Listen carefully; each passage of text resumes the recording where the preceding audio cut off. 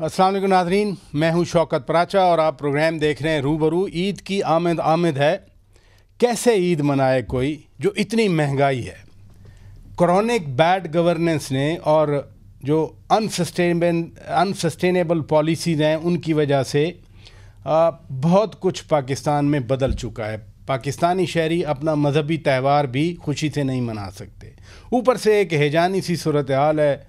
खतूत लिखे जा रहे हैं, जजेस ख़त लिख रहे हैं, फिर उनको खतूत आ रहे हैं, फिर एक और ख़त पेशावर हाई कोर्ट के चीफ जस्टिस से की तरफ से आ गया।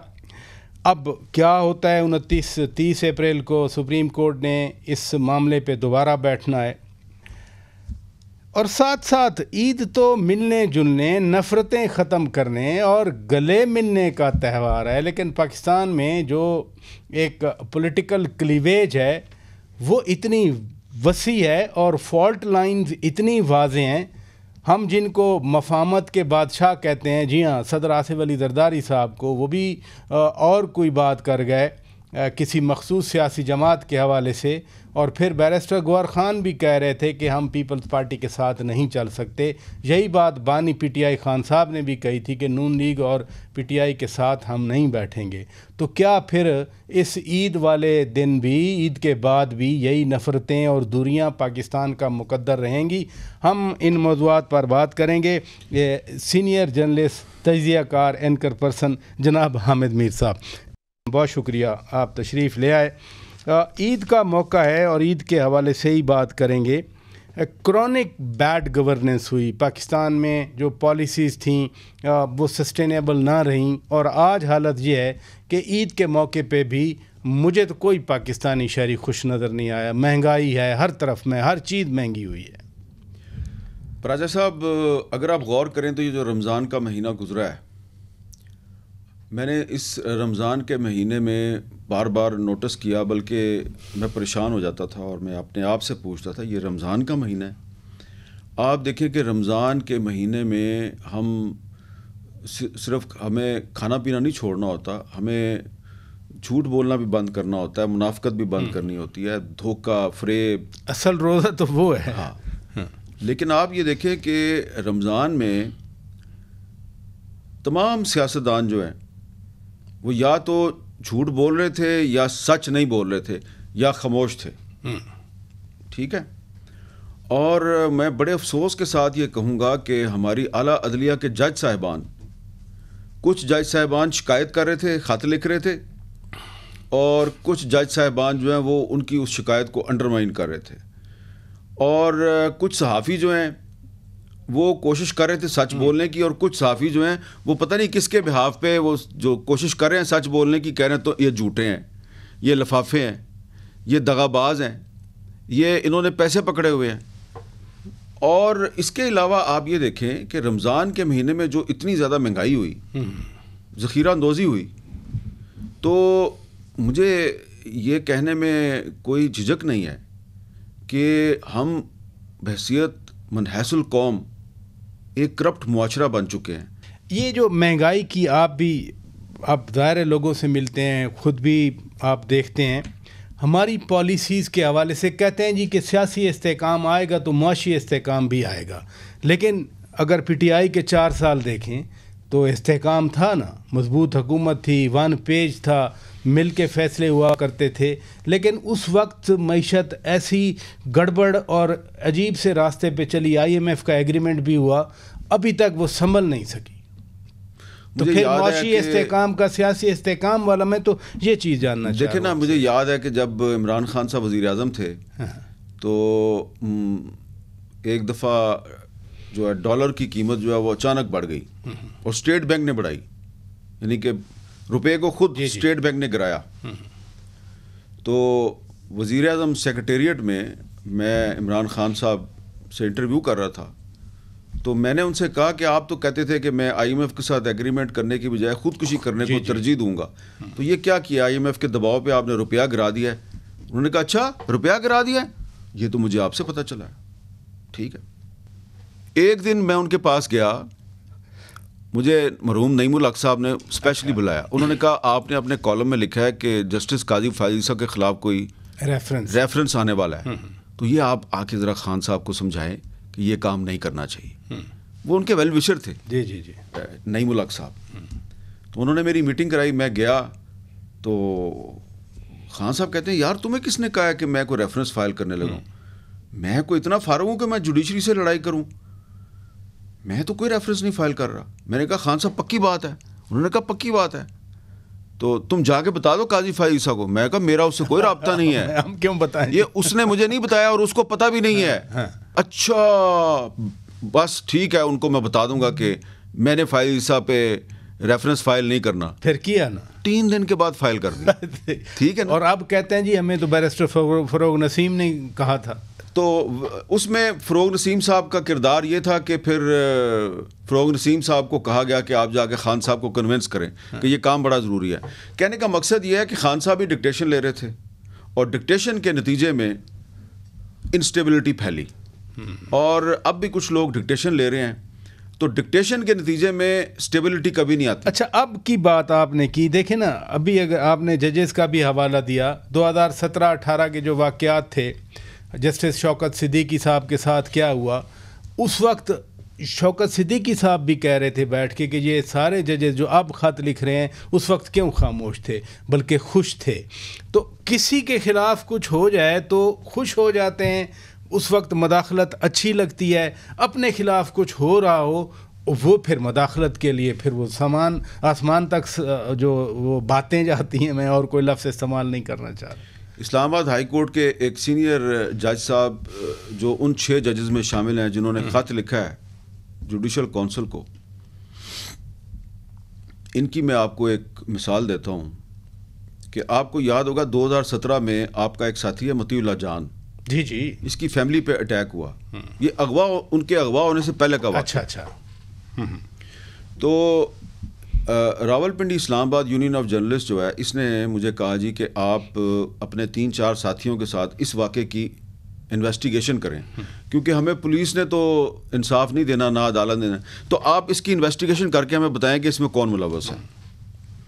تو میں نے جب وہ انویسٹیگیشن شروع کی تو مجھے ادھر ادھر سے پیغامات آئے کہ آپ یہ کام نہ کریں, کیونکہ ہم نے نا اسپاٹ پہ گئے, ہم نے جا کے عینی شاہدوں سے بات کرنی شروع کی اور پولیس نے ہمیں بتا دیا کہ کیا ہوا ہے اور کس نے کیا ہے. تو جو کرنے والے تھے انہوں نے مجھے اور کلب علی جو ڈان کا رپورٹر ہے, صغیر چودھری, یہ سارے جو ہم کام یہ کر رہے تھے, ہمیں روکنے کی کوشش کی تم یہ کام نہ کرو. جب ہم نہیں رکے تو ایک دن اچانک اسلام آباد ہائی کورٹ کے جج صاحب جو ہیں انہوں نے میرے خلاف قتل کی ایک FIR درج کرنے کا حکم دے دیا. جی جی. اچھا قتل یاد ہے, قتل 2010 میں ہوا تھا شمالی وزیرستان میں, اور FIR درج کروا رہے ہیں وہ 2017 میں میرے خلاف تھانہ رمنا اسلام آباد میں. تو اس کے بعد مجھے پھر بلایا گیا ایک جگہ پہ اور کہا گیا جی کہ آپ باز آ جائیں ہم یہ ختم کرا دیں گے. ٹھیک ہے. میں نے کہا نہیں جی میں شامل تفتیش ہو جاتا ہوں. میں نے ضمانت قبل از گرفتاری کرائی اور شامل تفتیش ہو گیا, اور پھر ایک لمبا پروسیس تھا. وہ جو صاحب ہیں وہ اب کہتے ہیں کہ جناب میرے ساتھ بڑا ظلم ہو رہا ہے. چلیں آپ کے ساتھ ظلم ہو رہا تھا, لیکن یہ جب میرے ساتھ یہ واقعہ ہوا تو اس وقت شوکت صدیقی صاحب جو ہیں وہ حاضر سروس جج تھے, انہوں نے کچھ کوشش کی اچھا کہ یہ حامد میر کے ساتھ یہ ظلم نہ ہو. ٹھیک ہے نا, کیونکہ چیف جسٹس تھے, لیکن وہ مجھے بالکل نا وہ بے اختیار اور بے بس سے نظر آئے, اور بعد میں مجھے پتہ چلا کہ وہ تو خود پھنسے ہوئے ہیں. اچھا ابھی آپ نے ایک بات کر دی اپنے بارے میں, آپ پہ 10 سال ہو گئے قاتلانہ حملہ جو ہوا تھا کراچی میں, اینڈ انفارچونیٹلی ابھی بھی بلٹ آپ کے جسم میں موجود ہے. اس وقت بھی کہا گیا تھا کہ جی کوئی عدالتی کمیشن بنے گا, تحقیقات ہوں گی. تو ہاؤ یو ریکال آل دس؟ دیکھیں وہ 2014 میں 19 اپریل کے دن جو مجھ پہ حملہ ہوا تھا کراچی میں, تو اس کی انکوائری کے لیے اس وقت کے چیف جسٹس انور ظہیر جمالی صاحب اور 2 سٹنگ سپریم کورٹ کے جج تھے, جسٹس اعجاز افضل خان اور جسٹس اقبال حمید الرحمان. تو ان تینوں کا ایک انکوائری کمیشن بنا, اور جو TORs تھے اس کے مطابق اس کمیشن نے 3 ہفتے میں رپورٹ دینی تھی. میں اس کمیشن کے پاس زخمی حالت میں ویل چیئر پہ پیش ہوتا رہا. تو اس کمیشن کی بے بسی کا یہ عالم تھا کہ جو مین اکیوز جو میں نے نامینیٹ کیا پبلکلی بھی اور کمیشن کے سامنے بھی, کمیشن نے اس کو بلایا, وہ نہیں آیا, کمیشن کے سامنے نہیں آیا. اس نے ایک اسٹیٹمنٹ بھیج دی منسٹری آف ڈیفینس کے ذریعے. تو اس وقت پرائم منسٹر تھے نواز شریف صاحب. تو کافی مہینے جب گزر گئے تو ایک دن نواز شریف صاحب سے میری ملاقات تھی وزیر اعظم ہاؤس میں. تو مجھے پوچھتے ہیں, پرائم منسٹر صاحب پوچھتے ہیں, وہ میر صاحب وہ جو کمیشن بنایا تھا میں نے, اس کی رپورٹ آئی ہے؟ میں نے کہا جی یہ تو آپ نے مجھے بتانا ہے, یہ تو آپ نے مجھے بتانا ہے. تو میں نے اس کے بعد تھوڑا سا ادھر ادھر کچھ بات کی بھائی کہ وہ کمیشن کی رپورٹ کدھر ہے. تو ایک کنکاکٹڈ قسم کی رپورٹ جاری کی گئی اور ایک انگریزی اخبار جو ہے اس نے ہیڈ لائن لگا دی اپنی طرف سے. پھر ہمارے دوست تھے ارشد شریف صاحب, انہوں نے اسلام آباد ہائی کورٹ میں پٹیشن فائل کی, اور اگین وہ جو پٹیشن ہے وہ انہی جج صاحب کے پاس گئی جنہوں نے میرے اوپر ایف آئی آر کا حکم دیا تھا, جو آج شکایات کر رہے ہیں. ٹھیک ہے. تو ارشد شریف نے کہا جی یہ حامد میر پہ جو حملہ ہوا ہے اس کی inquiry chief justice of Pakistan کی سربراہی میں ایک کمیشن کر رہا تھا, اس کی رپورٹ چاہیے ہمیں. رپورٹ کدھر ہے, کیونکہ یہ غلط خبریں میڈیا میں لیک کروائی جا رہی ہیں. جج صاحب نے کہا کہ جی نہیں میں آرڈر ایشو نہیں کروں گا. پھر اس کے بعد اس نے تھوڑے دن بعد پھر پٹیشن فائل کی. تو پھر منسٹری آف انٹیریئر نے کہا جی کہ ہم نے اس کا جواب نہیں دینا. اب میں اس کو ریلیٹ کرتا ہوں آج کی صورتحال سے کہ موجودہ چیف جسٹس صاحب جو ہیں انہوں نے از خود نوٹس لے کے تو کارروائی کی ہے اور سماعت 29 اپریل تک ملتوی کر دی ہے. اب میں آپ کو مثال یہ دے رہا ہوں کہ میرے پہ حملہ صرف ایک صحافی پہ حملہ تھا اور اس کی انکوائری کون کر رہا ہے؟ چیف جسٹس آف پاکستان اور 2 سٹنگ ججز آف دی سپریم کورٹ. 10 سال گزر گئے ہیں, رپورٹ نہیں آئی. ٹھیک ہے. تو یہ جو موجودہ چیف جسٹس صاحب ہیں اللہ تعالیٰ ان کو ہمت دے, یہ بہت بڑا چیلنج ہے ان کے لیے کہ یہاں پہ معاملہ ذرا زیادہ سنگین ہے اور ہائی کورٹ کے 6 جج جو ہیں وہ شکایت کنندہ ہیں. تو پتہ نہیں یہ جج صاحب جو ہیں یہ کسی کو طلب کریں گے اپنی عدالت میں یا نہیں کریں گے, لیکن اگر انہوں نے کسی کو طلب کرنے کی زحمت کر دی تو پتہ نہیں کوئی آئے گا یا نہیں آئے گا. تو جو ماضی کا ایکسپیرینس ہے, میں تو اپنی ذاتی تجربے کی روشنی میں کہہ رہا ہوں, یہ بڑا مشکل ہوگا چیف جسٹس آف پاکستان کے لیے. اس میں واقعی کوئی شک نہیں ہے. ادھر رکیے گا, آپ نے میاں نواز شریف کی بات بھی کی.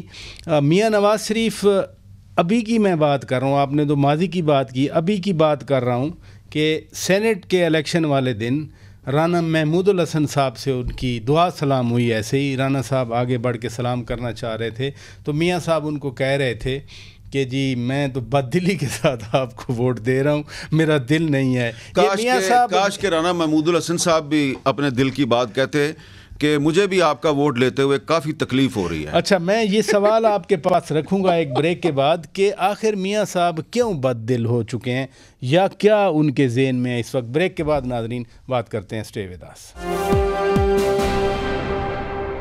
ویلکم بیک ناظرین, آپ روبرو پروگرام دیکھ رہے ہیں اور آج ہمارے روبرو ہیں نامور اینکر پرسن سینئر جرنلسٹ میر صاحب. میاں نواز شریف کے حوالے سے میں نے ایک سوال چھوڑا. رانا محمود الحسن کے سامنے وہ کہہ رہے تھے کہ بد دلی سے ووٹ دے. میاں نواز شریف کیوں بد دل ہو چکے ہیں, ان کا کیا تھاٹ پروسیس ہے؟ میں نے ایوان صدر میں صدر آصف زرداری صاحب کے حلف والے دن بھی دیکھا کہ مجھے وہ میاں صاحب وہ نہیں نظر آئے جو کبھی ہوا کرتے تھے. اتفاق سے میں بھی ان کے پیچھے بیٹھا ہوا تھا. جی آپ اس لائن کے پیچھے تھے. بالکل. تو میں نے بھی یہ چیز نوٹس کی تھی. دیکھیں, نواز شریف صاحب جو ہیں وہ لندن سے جب آئے اکتوبر 2023 میں, ان کا خیال تھا کہ وہ جب پاکستان جائیں گے تو عوام کا ایک ٹھاٹھے مارتا ہوا سمندر ان کا استقبال کرے گا. ایسا ہوا نہیں.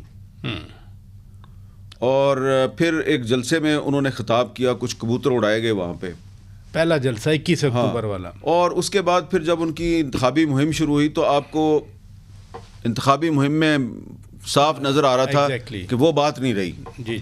تو ان کا جو دل تھوڑا سا ٹوٹا ہوا ہے, اس کی ایک وجہ یہ بھی ہے کہ سیاستدان جو ہوتا ہے نا, اس کی سب سے بڑی اسٹرینتھ پبلک سپورٹ ہوتی ہے. جی.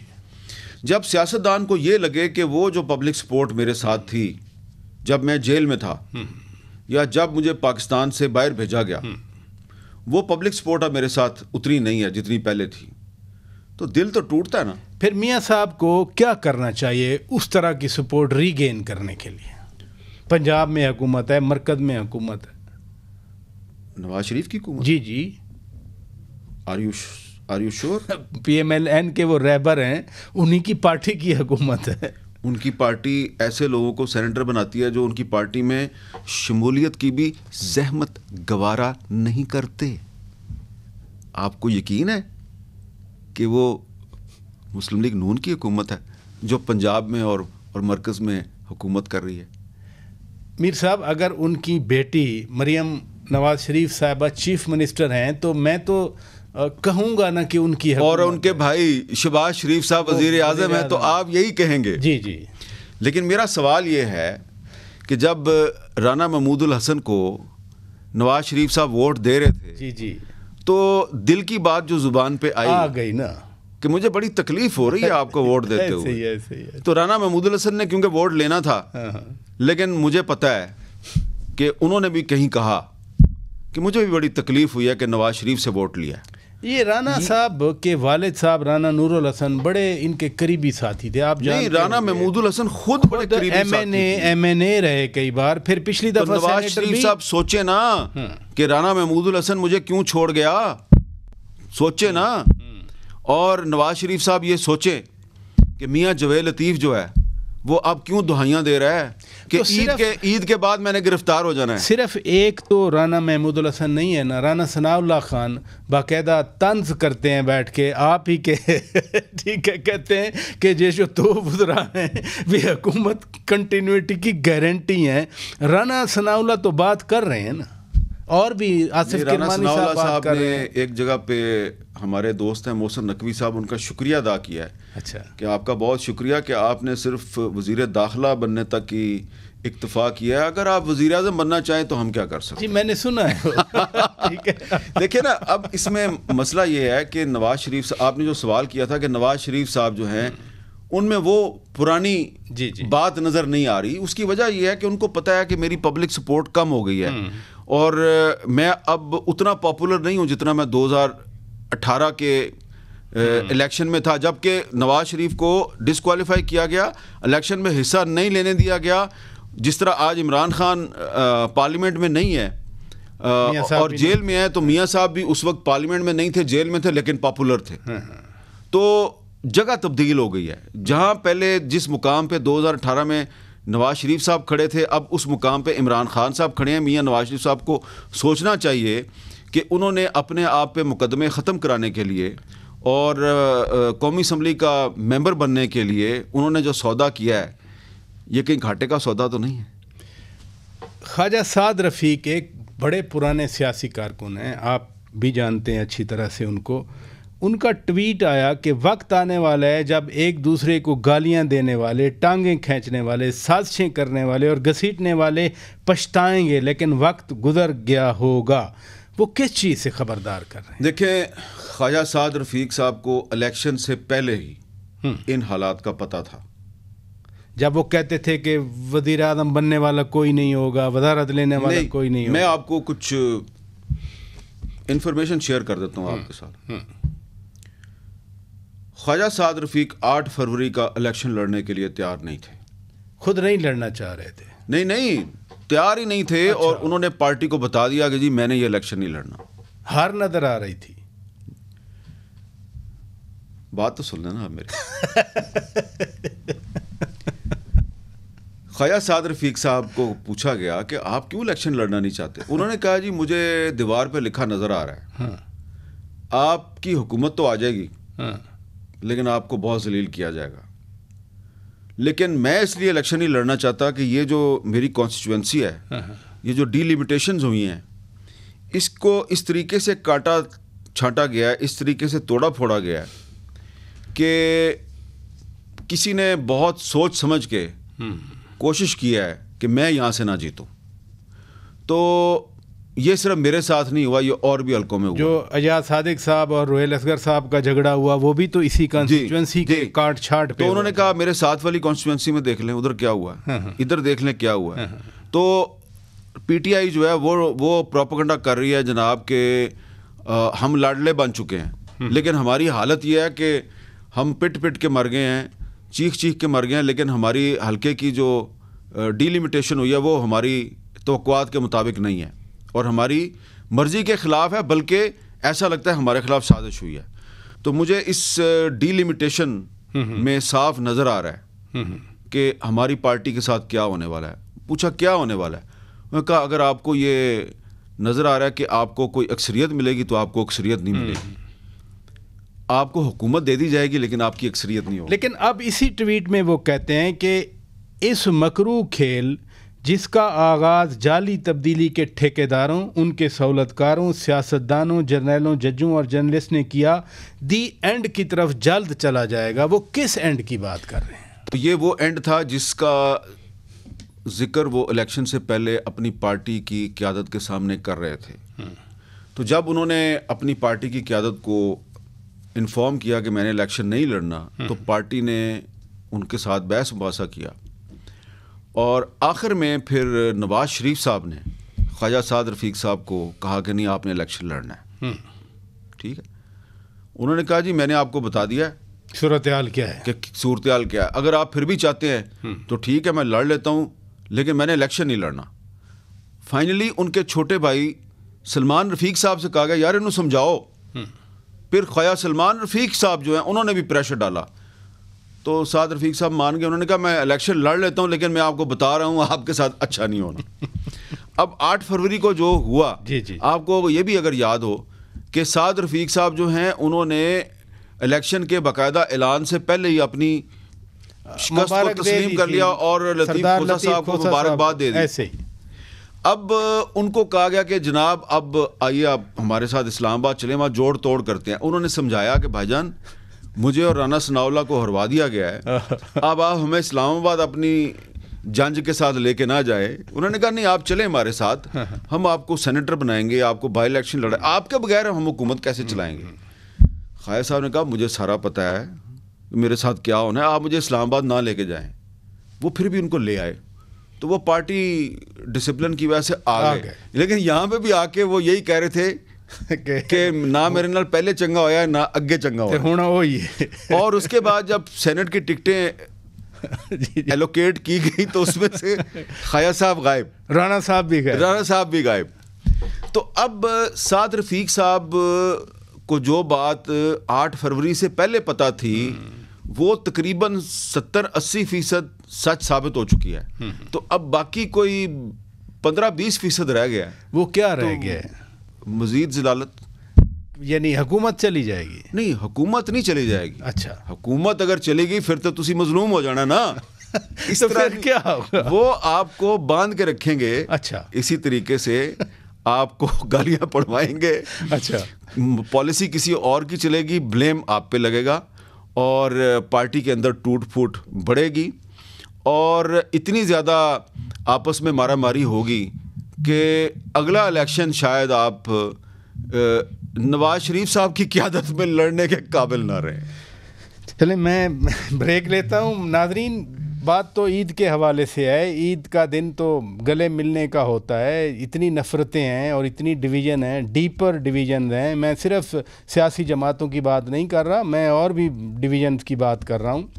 تو آصف علی زرداری صاحب مفاہمت کے بادشاہ ہیں, اب وہ صدر مملکت کے عہدے پہ منصب پہ فائز ہیں. کیا واقعی کوئی وہ کردار ادا کر سکتے ہیں کہ جب اگلی عید آئے یا اس کے بعد اگلی عید آئے تو کم از کم یہ جس طرح کے ہم صورتحال کا سامنا کر رہے ہیں یہ نہ ہو؟ بریک کے بعد حامد میر صاحب کی رائے لیتا ہوں. Stay with us. Welcome back ناظرین, آپ روبرو پروگرام دیکھ رہے ہیں اور آج ہمارے روبرو ہیں جناب حامد میر صاحب. آصف علی زرداری صاحب انڈاؤٹیڈلی آپ کے دوست بھی ہیں اور وہ ایک اب منصب پہ پہنچے ہیں صدر مملکت کے. میرے سمیت بہت سارے لوگ, میں اپنی بات بھی کر رہا ہوں, ان پہ ہم توقع رکھتے ہیں کہ وہ کوئی ریکنسلیشن کا راستہ نکالیں گے. جو اس وقت تقسیم ہے اس سے ملک نکلے گا. ابھی پچھلے ہفتے army chief general Asim Munir صاحب سے ملنے آئے تو ان کا بیان آیا کہ جی ایک مخصوص سیاسی جماعت اس کے خلاف بیان تھا، اس کی کافی ڈیٹیل ہیں. اوپر سے بیرسٹر گوہر خان نے بھی کہا کہ جی ہم پیپلز پارٹی کے ساتھ نہیں چل سکتے. تو میری توقعات، میرے جیسے لوگوں کی توقعات ملک میں کسی مفاہمت کی وہ ختم، پیرشڈ، ریزہ ریزہ. پہلے تو میں ایک چھوٹی سی بات یہ کہنا چاہتا ہوں کہ آپ نے کہا زرداری صاحب آپ کے دوست ہیں. دیکھیں میں ذرا تھوڑا سا اس کو کریکٹ کر دیتا ہوں. ٹھیک ہے، پلیز پلیز. میں ان کا دوست شاید نہیں ہوں، وہ میرے دوست ہیں. اس کی وجہ اچھا آپ یقین مانیں، یعنی ابھی بھی ہم رمضان میں بیٹھے ہیں، میں کوئی نیگیٹو نہیں، میں ایک چیز سمجھانے کی کوشش کر رہا ہوں ایسے کہ صحافی کی اور سیاستدان کی دوستی بڑی مشکل ہوتی ہے. اور ابھی بھی اگر آپ کا یہ خیال ہے کہ وہ میرے دوست ہیں تو اس کا کریڈٹ ان کو جاتا ہے، مجھے نہیں جاتا.